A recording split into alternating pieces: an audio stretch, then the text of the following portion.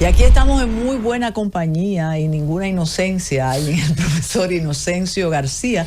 Siempre yo creo que va a llegar el momento que uno tendrá que decir cuando tiene esta oportunidad de comunicar, solo por hoy, y qué bueno hoy, como aquello que dicen los solo por hoy, porque la verdad que a veces uno piensa, y con su experiencia y sus estudios, que parece que tendremos como una sola verdad, no una verdad, sino una sola voz. Y eso no es bueno en ninguna sociedad. Las sociedades necesitan contrapesos. Y comenzamos, gracias Jacqueline. Y quiero comenzar con usted, que me agrada muchísimo tenerlo aquí. Y gracias a la persona que dijeron, sí, él va. Yo quiero comenzar por algo que puede lucir dramático. Pero usted que ha expuesto durante tantos años la situación nuestra en relación a la otra parte, al otro lugar, porque Estado no es. No lo es. ¿Nosotros perdimos la batalla o ya no es tema que enardece lo que está pasando con Haití y nosotros? ¿O de verdad nos ha convencido la narrativa oficial de que aquí no pasa nada? Bienvenido, profesor Inocencio García. Bueno, para mí, doctora Carmen Inver, es un honor, ¿no? Siempre la escucho, le leo, ¿no? Y bueno, muchas gracias por la invitación. Mire, yo pienso, es decir, que estamos en una era, ni siquiera estamos en un periodo, en una etapa, sino que en la historia universal estamos, a nivel mundial, en una era. Es decir, es un gran cambio que desde CEPAL siempre la actual canciller mexicana, doña Elisa Bárcena, decía que eran cambios tectónicos, ¿no? Es decir, cambios muy profundos desde el punto de vista estructural, en lo económico, en lo ambiental, ¿no? Con el cambio climático, en fin, ¿no? En los valores, en la ética, ¿no? En fin, de cómo nos estamos relacionando, por ejemplo, con la naturaleza, como el capitalismo entiende el sistema en que nos envolvemos, en que no hay límites en materia ecológica, ¿no? Y entonces ahí hay un aspecto de carácter ético en la relación de nosotros, los humanos, con la naturaleza, y resulta que nosotros somos parte de esa naturaleza. Es decir, es un tema muy, muy amplio, pero forma parte precisamente de esa relativización de los valores, y yo creo que esa relativización de los valores nos está afectando a todos, ¿no? Y bueno, voy a traer aquí a su espacio algo en que ahora mismo yo entiendo que forma parte de esta desgracia que estamos viviendo con estas guerras, esta matazón que hay a nivel mundial. Y es alguien que yo sigo mucho, que es el escritor y ensayista español, que tiene más de 30 años viviendo en Túnez, en África, filósofo también, que es Santiago Alba Rico. Y él desarrolla en un diálogo con otro colega, eso está en YouTube, el concepto de la banalización del mal, ¿no? Y la banalización del mal... Arendt. Sí, exacto. Y la banalización del mal implica, tiene como propósito, ¿no?, de convertir a la víctima en agresor, ¿no? Es decir, y entonces, bueno, a partir de ahí, que es el caso de Palestina-Israel, ¿no?, que él lo toma como ejemplo paradigmático para explicar el concepto de la banalización del mal a partir de la lectura de las obras de Primo Levi, ese ingeniero de origen judío, italiano, de origen judío, que se mató un día como hoy. Para que veamos, ¿no? Para que te veamos la coincidencia, ¿no? Que estuvo en Auschwitz, ¿no? Entonces, ahí cuando se recurre a la banalización del mal, que dice él que es algo que está atravesando a la cultura occidental, entonces se recurre a un procedimiento de la psicología que es la inversión de la culpa. Y la inversión de la culpa es entonces convertir a la víctima en agresor. Y él dice que en este caso de Israel-Palestina, eso es lo que está ocurriendo. Es decir, la víctima, que es Palestina, desde hace ya 75 años, cuando le quitaron su territorio, ¿no?, por la resolución 181 de Naciones Unidas, 1947, 47-48. Bueno, pues él señala que cuando entonces se recurre a eso, de convertir a la víctima en agresor, entonces empieza un proceso de deshumanización de esa víctima que está, ¿no?, ya a nivel global presentada como agresor, ¿no?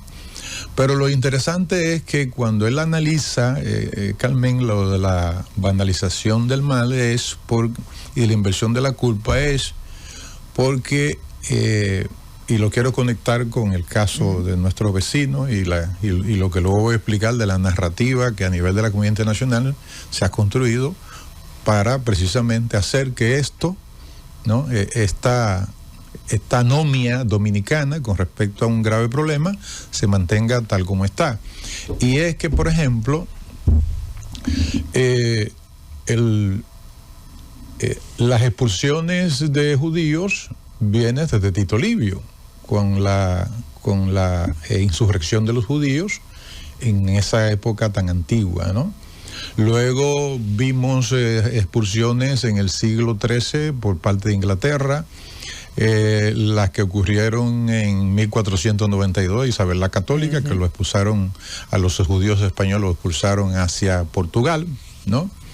Y luego, dice Albarrico, lo que más éxito tuvo de todos esos 2000 años fue lo que ya conocemos del Holocausto nazi, ¿no? Entonces, lo de la inversión de la culpa es que los europeos, al ser culpables de ese antisemitismo durante todos esos miles de años, entonces, bueno, no aceptamos a los judíos, no lo hacemos nacionales de ninguno de los países europeos porque no los consideramos europeos, y entonces lo consideramos europeo, dice Albarrico, cuando lo enviamos a la actual tierra, en el Medio Oriente, donde está Israel, y es ahí donde ellos dicen, bueno, ellos van a ser los representantes nuestros, de los europeos, en esas tierras, ¿no? Porque fue también un proyecto de carácter, es decir, fue un proyecto inglés por distintos ministros ingleses que decían que era importante que tuviésemos en ese lugar para tener un control de un control de esa zona, ¿no?, egipcia, y tener esa cuña ahí adentro, ¿no? Eso vino inclusive desde antes de la declaración Balfour de 1917, ¿no? Entre el Arthur Balfour, que le envía la carta al conde Rothschild, ¿no? Bueno, entonces... Todo decidido en una cúpula. No, todo decidido en una cúpula. Y ellos en los kibbutz. Y exacto. Y lo que entonces se resalta, todavía no teníamos Naciones Unidas, se resalta el hecho de que es un Estado dirigiéndose a un ente privado para constituir a un Estado, ¿no? Esa es una de las cosas llamativas, ¿no? Pero el hecho es que, para venir, Carmen, aquí a Aranjuez y a Rizubik. Exactamente, sí. Exactamente. Es que desde la comunidad internacional, yo creo que está ocurriendo, sin los haitianos ser, ¿no?, los responsables, ¿no?, pero está ocurriendo lo mismo para República Dominicana, de esa inversión de la culpa, ¿no? Son otros los que han invadido a Haití, son otros los que lo colonizaron, pero entonces desde hace tiempo, cuando yo estuve tanto en la Embajada Dominicana en Haití, 98-2000, como embajador encargado de la División de Relaciones con Haití, me puse a estudiar las narrativas, ¿no?, que venían desde el exterior, que tuvieron y tienen como propósito de arrodillar moralmente a la sociedad dominicana, al pueblo dominicano. ¿Con qué? Con la acusación de xenofóbicos que somos racistas y que aplicamos la apatridia para nuestros vecinos. Cuando resulta que en el artículo 11 de la Constitución haitiana, a la actual, la de 29 de marzo de 1987, se señala que todo niño o niña que nace de madre o padre haitiano es haitiano. Entonces no puede haber apatridia, ¿no? En el caso de desempeño de funciones, como la que usted desempeñó en esa época, yo recuerdo que lo que por debajo se decía, sobre todo en algunas capillas intelectuales que han sido muy responsables de todo lo que ha pasado. Así es. Bueno, es que Inocencio tiene su pensamiento y yo creo que ese pensamiento ha faltado en cargos importantes que tienen que ver con la relación con Haití. Ya ahora lo que le imputaban a otras personas ha llegado a igualar a muchas personas porque la realidad nos da de frente. De frente. Y ya no pueden decir que es un grupo de personas que es anti-haitiana o que son racistas, sino que todo aquello que era una conspiración es una realidad. Y no acabo de entender, profesor, porque hay dominicanos que se prestan para eso y que han sido premiados de alguna manera, con cargos y con aprecio social. Así es.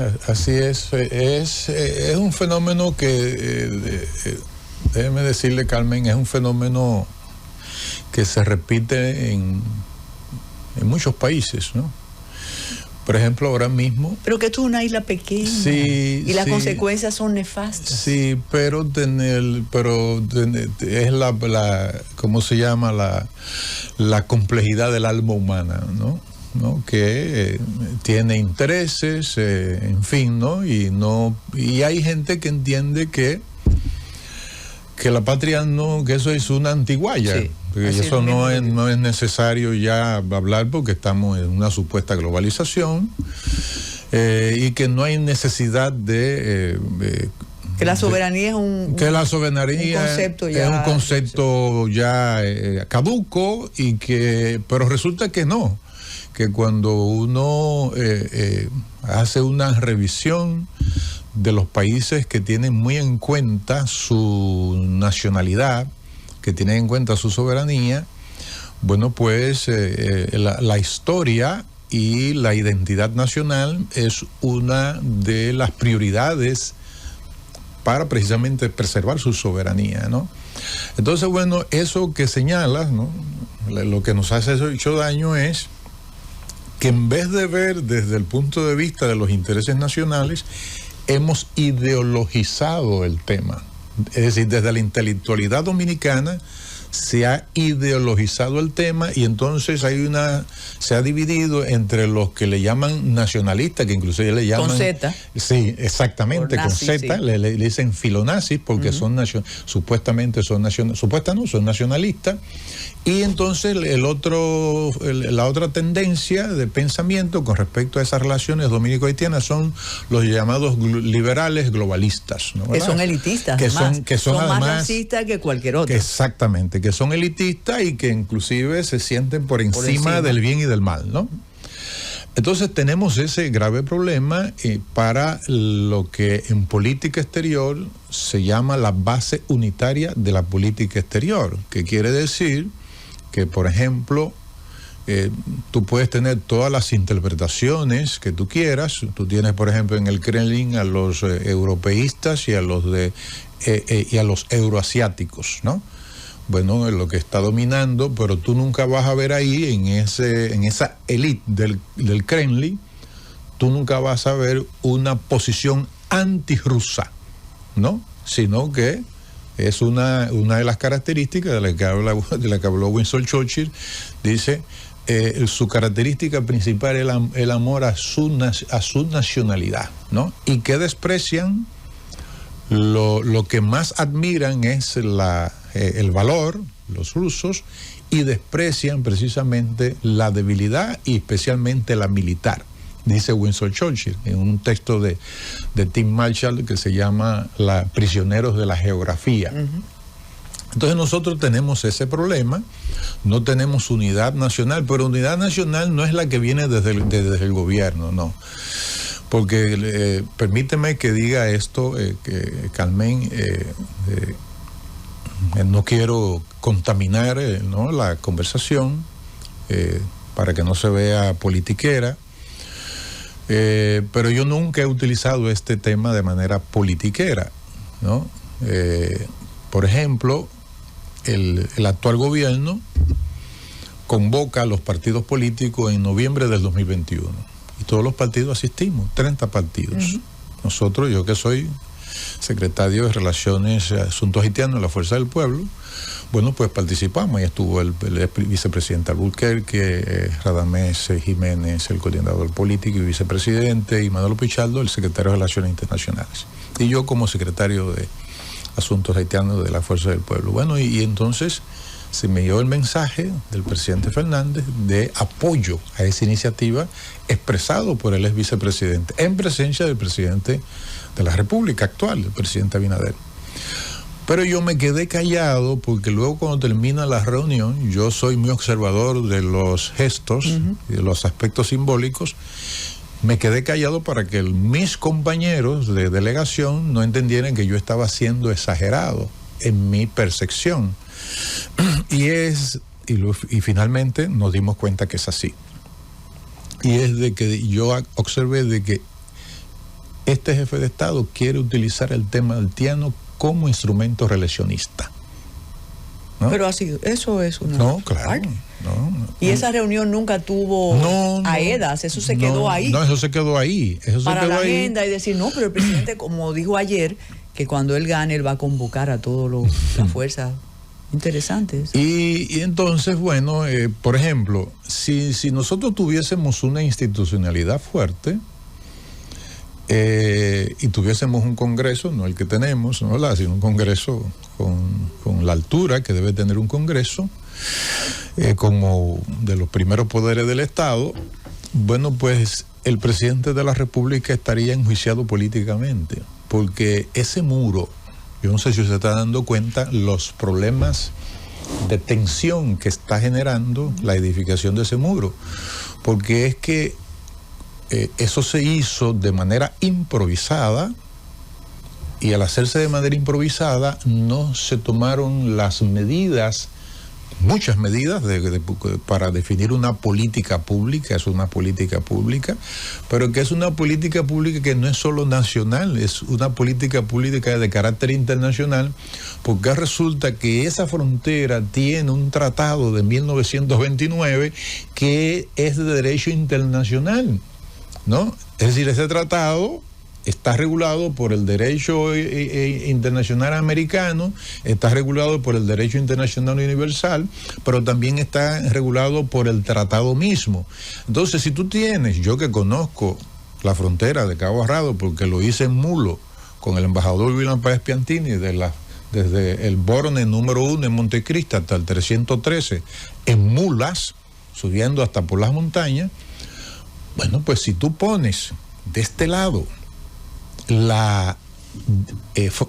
muro fronterizo, bueno, pues tú estás violando el tratado de 1929, y lo que está haciendo es, como lo demostró el senador de la Fuerza del Pueblo por Dajabón, David Sosa, ante el canciller de la República.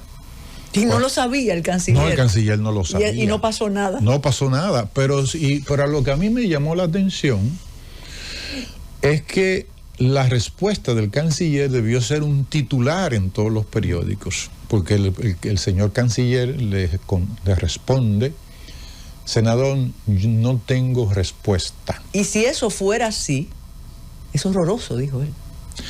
Exactamente. Pero no solamente dijo, usted me deja perplejo. Perplejo. Yo pensaba que esa frase histórica ya iba a estar en todos los periódicos en primera plana, porque efectivamente se trata de una expresión que da la idea de que con ese tema, lamentablemente a mí me duele, el jefe del Estado lo ha tomado, un tema tan delicado, como un instrumento para la reelección. Mire, Inocencio, cuando usted menciona ese recorrido desde Montecristi hasta Pedernales, siempre he dicho que por qué los asuntos que atañen a esa franja, a la frontera y a la dominicanidad, no se tratan ahí, no consultan a senadores, a diputados, a alcaldes, a gobernadores. Yo no lo puedo entender. Eso se trata aquí en unos caucus con ayuda de Canadá, de París, ahora con unas embajadas que hay premiadas y demás, pero no se le pregunta a esas personas. Cuando usted menciona el caso de perplejidad del canciller, a mí siempre me llama la atención la posición del canciller, que fue uno de los objetores de la República Dominicana durante mucho tiempo, y debe ser muy difícil su papel ahora. Sí, muy difícil. Sí, pero él está asumiendo, no entendemos mucho el asunto. Entonces, para hacer esa frontera y ante la perplejidad del canciller, uno se pregunta, ¿y con quién consultó, con quién habló el presidente para hacer aquello? Y entonces uno dice, pero incluso le cedió una parte al otro lado y no pasa nada. No pasa nada. ¿Quién podría informar al presidente de ese dislate que puede arriesgarnos muchísimo a nosotros? No ahora, porque si usted hace una encuesta, todos piensan que el presidente Abinader es el centinela de la frontera. Bueno, el presidente Abinader, este es un tema de carácter estratégico, nos ha metido en un gran problema histórico, inclusive geopolítico. ¿Por qué? Porque yo que un poco con esto no quiero decir que sea un especialista, que conoce a fondo, pero conozco un poco la psicología social haitiana. Y bueno, por ahí están los textos históricos, ¿no? ¿Cuál es la pulsión haitiana? Es ocupación de territorio. Entonces, si tú dejas una franja de aquel lado, violando el tratado de 1929, estas personas, estos ciudadanos, estos vecinos nuestros que tienen esa pulsión histórica, porque hay en Haití existe el mito fundacional, ¿no? De única e indivisible. De que única e indivisible, ¿no? Entonces tú tienes que tomar en cuenta ese mito fundacional, que es una especie de mantra filosófico, ¿no? En materia territorial. Entonces, además de que violas el tratado, dañas la laguna de Saladillo, que nosotros somos signatarios de la Convención Ramsar de los humedales, de protección de los humedales, y resulta que cuando converso con los lugareños de Montecristi, ya no pueden ni pescar, ni captar cangrejos, que eran medios de subsistencia de ellos, porque resulta que parte de la laguna de Saladillo, ese humedal protegido por la Convención Ramsar, y de los 6 humedales de categoría internacional, esa laguna de Saladillo, buena parte se quedó de aquel lado y no pasa nada, ¿no? Entonces, bueno, yo creo que estamos, Carmen, en una situación delicada, porque ya empiezan individuos armados, uno no sabe si son mercenarios, si son bandas que se visten de militares o de policía, enfrentando a las Fuerzas Armadas nuestras, ¿no? Ya acabo de ver un video reciente, los militares nuestros apuntando. Y esos, yo no sé si lo que son, si son militares, lo que sea, pero el hecho es también vestido de verde. Y en el anterior enfrentamiento, entraron a esa franja que es territorio nacional y le estaban quitando mercancía a comerciantes dominicanos, ¿no? Para eso no sirven los tanques ni los rayos infrarrojos. No. Y eso es otra de las fantasías de repetir que la frontera está blindada. Cuando vimos las imágenes de los niños pasar, decíamos, los tanques no pueden acribillar a esos muchachos. No. Es imposible. Es imposible. Es decir, pero entonces tú tienes lamentablemente, tiene un estado colapsado, que hace mucho más compleja esa relación. Y entonces yo he utilizado la expresión de que el presidente le dio un palo al panal de avispa. Si tú tienes el problema de las bandas en Puerto Príncipe, ¿qué hizo el presidente con ese despliegue militar de septiembre del año pasado? El cierre de frontera por aire, mar y tierra, ¿no? Y la amenaza a un pueblo que tiene una historia de lucha, ¿no? Porque hay que decirlo, igual que nosotros, ¿no? Bueno, que lamentablemente entre las consecuencias negativas, aparte de la quiebra de productores, ¿no? Trasladó la violencia que estaba, parte de la violencia que estaba en Puerto Príncipe concentrada, la trasladó a la frontera, porque Jimmy Cherizier desplazó parte de sus tropas hacia Juana Méndez. Es decir, a lo que yo que de una u otra manera conozco el mundo diplomático, ¿no? Sé cómo se manejan los aspectos en materia de entre Estados. Bueno, pues a uno se queda alarmado, uno se sorprende, porque yo digo, pero ¿cómo es que no se tenga la más... si no te dejas asesorar, si tú en vez de jefe de Estado eres candidato, ¿no? Es decir, tú puedes ser el candidato, porque la Constitución es decir, tú estás habilitado para ir a la reelección. Pero en determinados temas, como ese, tú no puedes actuar como candidato, por Dios, tienes que actuar como jefe de Estado. Porque, repito, esas medidas, el presidente Luis Abinader nos ha metido en una situación muy delicada en términos geopolíticos. ¿Por qué en términos geopolíticos? Primero, porque no es cierto que los haitianos no se van a establecer en esa franja que se dejó. Eso es lo primero, porque ya está el conflicto y ellos están presionando, porque si tú pusiste el muro, bueno, está diciendo que tu territorio es de ahí hacia el este, ¿no? Ese es lo primero, en el aspecto geopolítico. En el segundo aspecto es que nosotros no estamos solos a nivel global, es decir, nosotros estamos en lo que especialistas le dicen el mar Mediterráneo de los Estados Unidos, ¿no? Desde el Golfo de México, toda esa franja en el Gran Caribe de Venezuela, ¿no? Y nosotros estamos en ese medio mirando hacia la península de Yucatán. Y todo eso es control geopolítico de los Estados Unidos, por razones estratégicas. Entonces, ¿qué quiero decir? Si hay un enfrentamiento que yo pongo que por Dios no ocurra, ¿no? Bueno, pues, ¿qué es lo que puede pasar en medio de esta fractura del derecho internacional público que está ocurriendo, ¿no? Ya estamos en una etapa de transición de ese orden que se inauguró en 1945 y nadie está respetando. Ahí está el caso de lo que ocurrió en Ecuador, la embajada de Ecuador, de México en Ecuador, ¿no?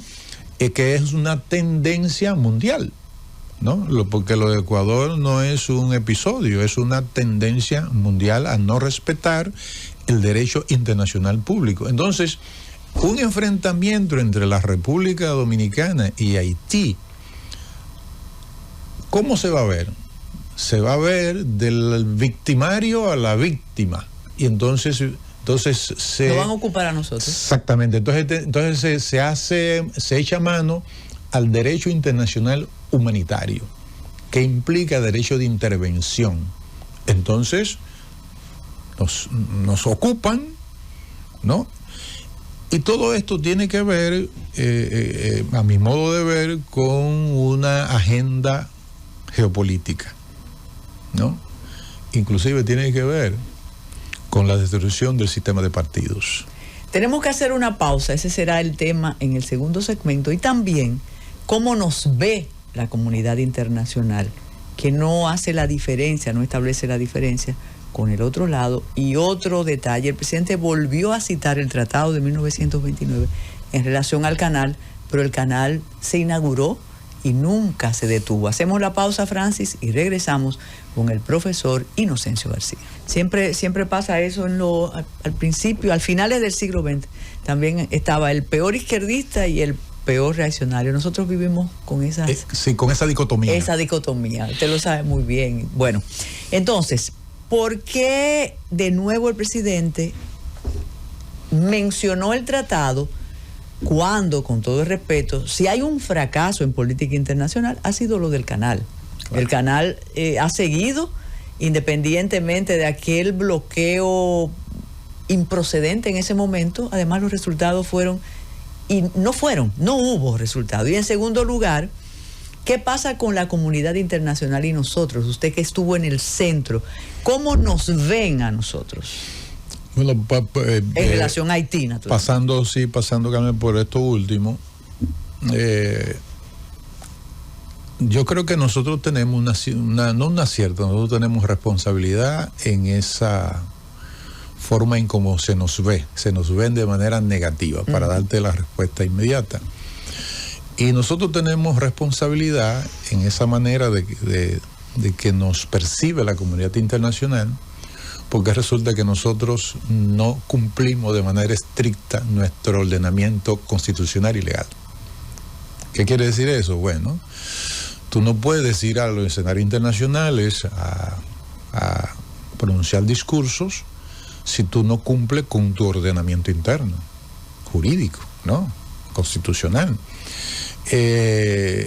Podemos estar permanentemente hablando de la inmigración haitiana cuando permitimos que los poderes fácticos de construcción, agrícola, etcétera, estén utilizando mano de obra ilegal.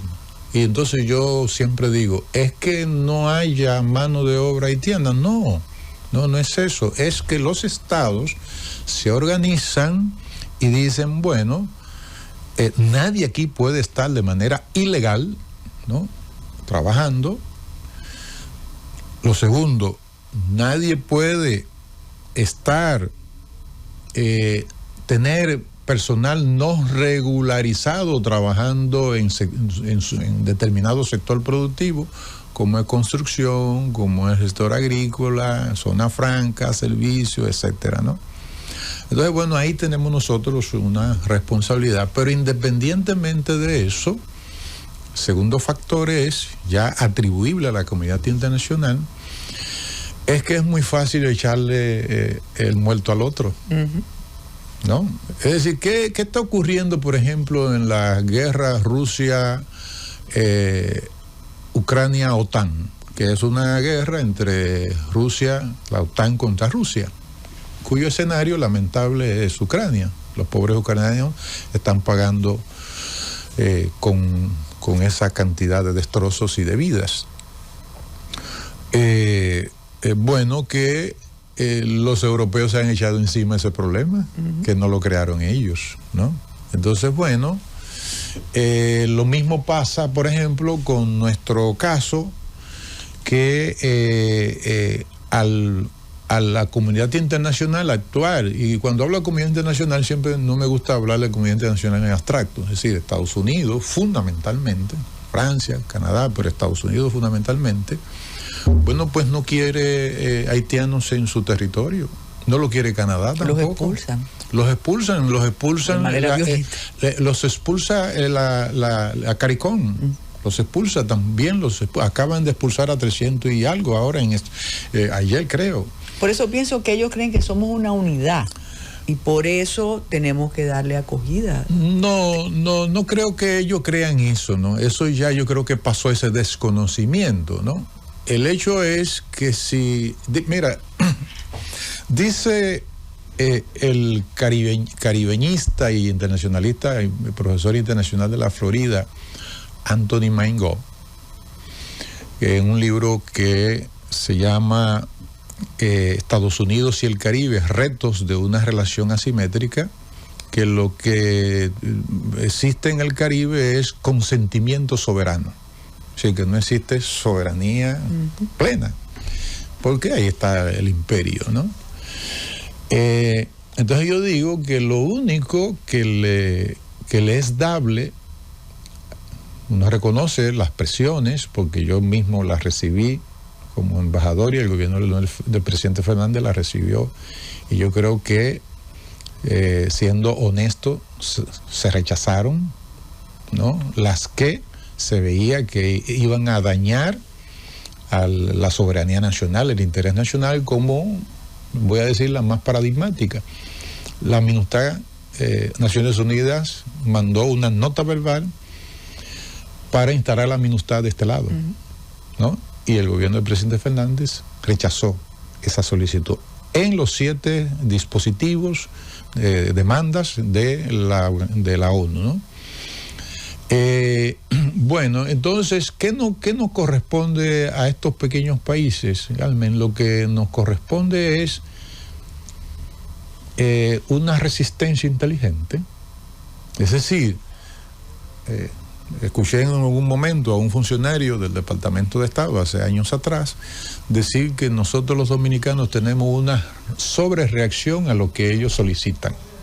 O sea, que damos de más, ¿no? Entonces, para complacemos de más. Complacemos de más, ¿no?